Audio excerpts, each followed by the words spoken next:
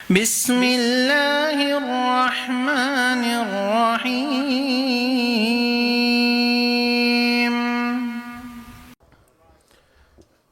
إن الحمد لله نحمده ونستعينه ونستغفره ونعوذ بالله من شرور أنفسنا ومن سيئات أعمالنا من يهده الله فلا مضل له ومن يضلل فلا هادي له وأشهد أن لا إله إلا الله وحده لا شريك له وأشهد أن محمدا عبده ورسوله أما بعد فإن خير الحديث كتاب الله وخير الهدي هدي محمد صلى الله عليه وسلم وشر الأمور محدثاتها وكل محدثة بدعة وكل بدعة ضلالة وكل ضلالة في النار.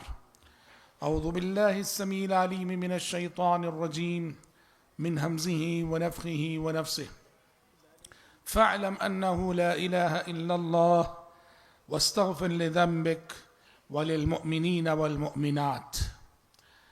آج کے اس اجلاس کے معزز صدر جناب محمد اسلم خان صاحب، ناظم صوبائی جماعت الحدیث کرناٹکا و گوا، ڈڈبلا پور کی اس مسجد اہل حدیث اور جماعت اہل حدیث کے محترم ذمہ داران، اسٹیج پر موجود تمام ہی معزز علماء اور آج کے اس جلسے کے معزز سامعین، اور پتہ نہیں سامعات ہیں کہ نہیں ہیں، الحمدللہ.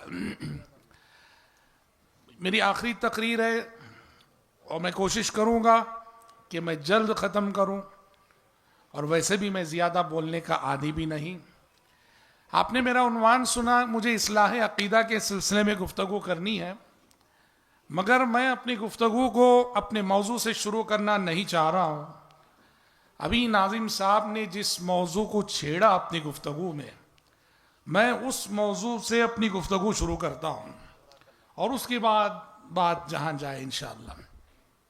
میں اس لیے نشے کی بات آپ نے کی تو میں محترم بھائیوں، محترم بہنوں، یہ اتنا سیریس مسئلہ ہے، یہ آپ یہ نہ سمجھیں کہ میرا گھر تو محفوظ ہے. نہیں، امریکہ میں دیکھ رہے نہیں، آگ کہاں لگی؟ جنگل میں لگی. جنگل میں لگی آگ کو آبادیوں تک آنے میں دیر نہ لگی. آگ جنگل میں لگی اور بس آندھی چلی، ہوا چلی تو آگ نے آبادیوں کا رخ کیا اور ہزاروں گھر مٹ کے رہ گئے، آبادیاں تہس نہس ہو کے رہ گئی، اور امریکہ کی تاریخ کی سب سے بڑی بربادی اور ہلاکت کا مشاہدہ دنیا کر رہی ہے. یہ نشے کی جو لت ہے، یہ امریکہ کی اس آگ سے بڑی آگ ہے. آپ مطمئن نہ رہیں کہ میرا گھر تو محفوظ ہے. سمجھا نہیں بات؟ لگے گی آگ تو سب کے گھر اس کی عزت پہ آئیں گے. اس لیے اس سلسلے میں ہمیں بہت سیریس ہونا ہے. مجھے کیا ہے، میرے بچے محفوظ ہیں؟ نہیں، کب کس کا بچہ اس لت میں ملوث ہو جائے. کوئی گلی محفوظ نہیں اس آفت سے، کوئی گاؤں محفوظ نہیں، کوئی محلہ محفوظ نہیں، کوئی ایریا محفوظ نہیں، کوئی گلی محفوظ نہیں. پورا ایک مافیا ہے، جو پورا ایک چائن سسٹم ہے. یہ باقاعدہ عالمی پیمانے کا بزنس ہے، کاروبار ہے، بدترین بزنس ہے، بدترین کاروبار ہے، اور سب بڑے بڑے لوگ اس میں ملوث ہیں. بہت سنجیدہ کوشش کرنے کی ضرورت ہے. 10 دن پہلے کی بات ہے، میں اسی لیے اس موضوع سے گفتگو شروع کرنا چاہا نائم صاحب کی اس پر. 10 دن پہلے ایک ریہاب سینٹر کو جانا ہوا. ہم کچھ علماء مل کر، کچھ احباب ہیں وہ چلاتے ہیں، انہوں نے درخواست کی کہ آئیے دیکھیے، تو ہم گئے. 10 دن پہلے کی بات. کون سا علاقہ، کون سی جگہ، میں نام نہیں لینا چاہتا. وہاں یہی جو نشے کی لت کے جو شکار ہوتے ہیں، شراب کی لت ہے، ڈرگس کی لت ہے، ان کا علاج کیا جاتا ہے. تو ہم گئے دیکھنے کے لیے. جانے کے بعد تقریباً وہاں 100 سے زائد ایسے مریض تھے، 100 سے زائد تھے، اس میں امیر بھی، غریب بھی، چھوٹے بھی، بڑے بھی، سمجھ رہے ہیں؟ ہم نے کہا کہ یہ خود سے آتے ہیں یا لائے جاتے ہیں؟ تو انہوں نے کہا کہ ان میں سے اکثر لائے جاتے ہیں، ان کی فیملیاں ہمیں فون کر کے اطلاع دیتی ہیں، کبھی باپ فون کرتا ہے، کہتا ہے میرا بیٹا نشے کی لت میں مبتلا ہے اور میرے سے سدھارا نہیں جا رہا ہے، آپ آئیے اور میرے بیٹے کو، تو یہ اپنی کار لے جاتے ہیں اور اس کار میں اس کو بیڑیاں، اگر اس کی کنڈیشن پر، اس کی حالت پر ہے، اگر وہ صاف سیدھا چلنے کے لیے تیار ہو تو سیدھے سیدھے لے کے آتے ہیں، اور اگر گھی سیدھی انگلی سے نہیں نکلتا ہے تو کبھی انگلی ٹیڑھی کرنی پڑتی ہے، بہرحال زنجیریں انجیریں ڈال کے اس کو لے کے آتے ہیں اور والدین سے ایک فارم فل اپ کروا لیتے ہیں۔ تو بہرحال 100 سے زائد کی تعداد تھی ہمارے سامنے۔ ہم نے کہا کہ ان میں سے کچھ کے تاثرات ہمیں سننے ہیں۔ اٹھے، لائن سے آتے گئے، اپنے اپنے تاثرات بولتے گئے۔ جو افسوس کی بات کیا جانتے ہیں، یہ جو نشے کی لت چھڑانے کے لیے آئے ہوئے لوگ ہیں یہاں، بالکل جیل کا سا ماحول ہے۔ جیل میں جس طرح 24 گھنٹے پہرا رہتا ہے، 24 گھنٹے وہاں پہرے دار رہتے ہیں، پتہ چلا، اور کیا مجال کہ کوئی باہر نکلنے کوئی راستہ ہی نہیں۔ اس میں ہم نے محکمہ پولیس کے افسر کو بھی دیکھا، جو پولیس ہے اور آن ڈیوٹی ہے، اور نشے کا عادی ہے، اس کو احساس ہوا، بچوں نے احساس دلایا، تو چھٹی ڈال کر ہاں وہ نشے کی لت چھڑانے کے لیے یہاں آیا ہوا ہے۔ اور اس میں ہم نے MBBS ڈاکٹر کو دیکھا، MBBS ڈاکٹر جس نے MBBS کیا ہوا ہے، سمجھ رہے، اس نے اپنے تاثرات بیان، اور خون کے آنسو رونے کی بات ہے، حافظ قرآن۔ اور میں یہ بات بتا دوں، یہ حافظ قرآن ہمارے شہر بنگلور کا تھا، ہمارے شہر بنگلور کا، نشے کی لت۔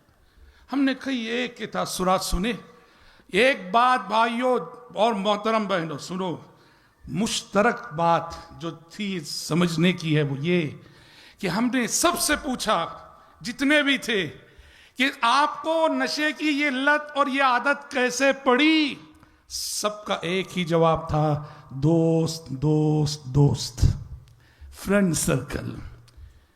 اسکول گئے، نشے کی عادت پڑ گئی، کالج گئے، دوستوں سے نشے کی عادت پڑ گئی، کبھی کسی کمپنی میں کام کرنے گئے، نشے کی عادت پڑ گئی۔ سارے لوگوں کے مشترکہ تاثر ہے کہ ہمارے اخلاق جو بگڑے ہیں، نشے کی جو عادت پڑی ہے، دوستوں سے پڑی ہے۔ اس لیے یاد رکھو، والدین اصل ذمہ دار ہیں۔ تمہارا جو لاڑ ہے نا، تمہارا جو پیار ہے نا، یہی تمہاری اولاد کو برباد کر رہا۔ اور ان میں سے ایک شخص نے کہا بھی، وہ جو ہم تاثرات سن رہے تھے، ایک شخص بے ساختہ ہو کے بولا، ہم سے کہا کہ مولانا کچھ نہ سمجھے، ایک بات کہتا ہوں۔ کہا کیا بات؟ میں جو بگڑا ہوں اس کی ذمہ دار میری ماں ہے۔ ارے ماں پہ بول رہا؟ کہا کیوں؟ کہا میری ماں نے صرف مجھے لاڑ کرنا جانا، پیار کرنا جانا، مجھے سدھارنا، میری غلط عادتوں کو چھڑانا اس نے اس سلسلے میں کوشش نہ کی۔ اس کے لاڑ اور پیار سے میں آج اس انجام اور اس مرحلے تک پہنچا ہوں۔ والدین اصل ذمہ دار ہیں۔ جیسے ابھی ناظم صاحب نے کہا، نشے کے معاملے کو پہچاننا بہت آسان ہوتا ہے۔ نشہ لینے والوں کی عادت کیا ہے؟ کچھ عادتیں ہیں جو کامن ہوتی ہیں، ان کی راتیں گھر میں نہیں گزرتی، رات کا اکثر حصہ یا بڑا حصہ یا کچھ حصہ باہر گزرے گا۔ گھر کا بچہ رات گھر میں رہے، اگر گھر کا بچہ رات گھر میں نہیں گزار رہا ہے اور ماں باپ بھی اس جانب توجہ نہیں دے رہے، ماں باپ ذمہ دار ہیں۔ اور پھر نشہ لینے والے یہ بے خوابی کے شکار رہتے ہیں، نیند نہیں آتی ان کو وقت پر، رات بھر جاگتے ہیں، دن میں سوتے ہیں، بے وقت سوتے ہیں، یہ بھی ان کی ایک پہچان ہے۔ اور سب سے بڑی پہچان تو ان کی آنکھیں بتاتی ہیں، ان کی آنکھیں بتاتی ہیں، چہرہ بتاتا ہے۔ چہرہ پڑھنے کا ایک فن تو ہوتا ہے نا۔ والدین کو اللہ وہ چیز دیتا ہے کہ وہ چاہیں تو اپنی اولاد کے چہروں کو پڑھ کر بہت کچھ جان سکتے ہیں۔ فیس ریڈنگ میں ایک چیز ہوتی ہے۔ افسوس ہے والدین کا اندھا پیار، اندھا لاڑ آج بچوں کو، ہماری نوجوان نسل کو اس مقام پہ لا کھڑا کیا ہے۔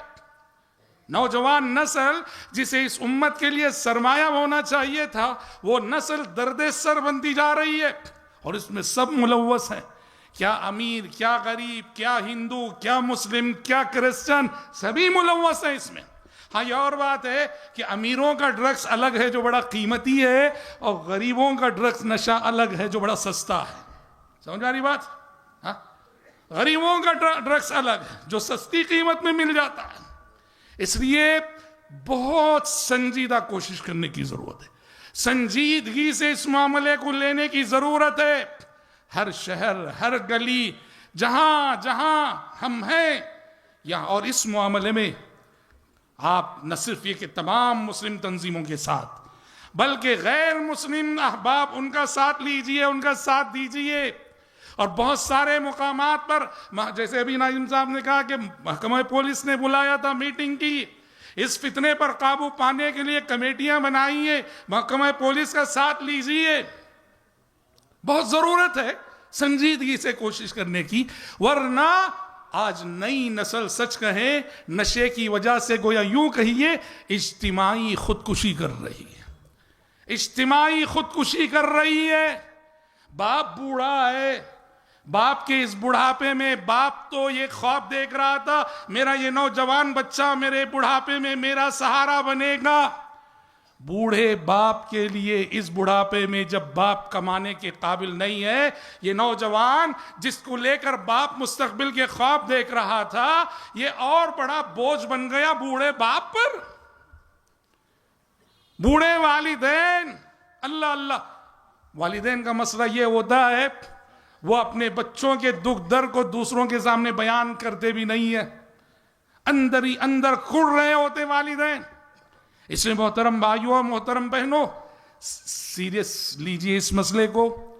جو اصحاب اثر و رسوخ ہیں، جو تعلیم یافتہ لوگ ہیں، جو سماجی خدمت کا جذبہ رکھتے ہیں، جو خدمت خلق کی تڑپ رکھتے ہیں، ان سب کو چاہیے کہ وہ اس سلسلے میں ایک طاقت بن کر، ایک طاقت کی شکل اختیار کر کے سنجیدہ اقدامات کریں۔